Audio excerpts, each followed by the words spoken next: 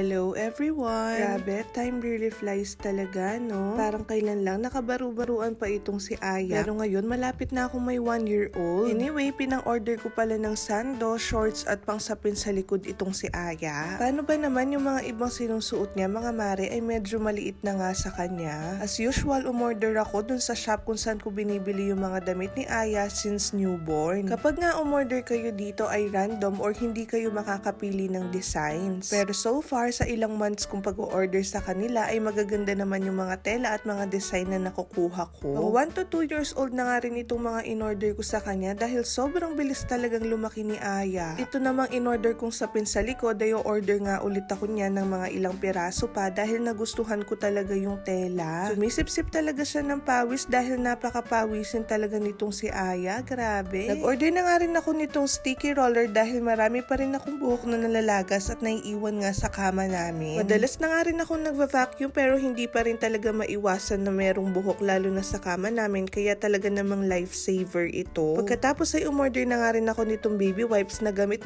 ni Aya pati nga kami dito sa bahay. 20 packs nga yung in-order ko dahil napakamura lang naman niya at the same time para hindi kami maubusan kaagad. At alam naman natin by this time na pumunta nga kami ng Puerto Princesa para nga may madala kami papunta doon. Kaya naman kung may bet din kayo sa mga pinakita ko ay alam nyo na. Check the yellow basket or the comment section mga mare. Yun lang muna sa ngayon. Thank you for watching. Bye!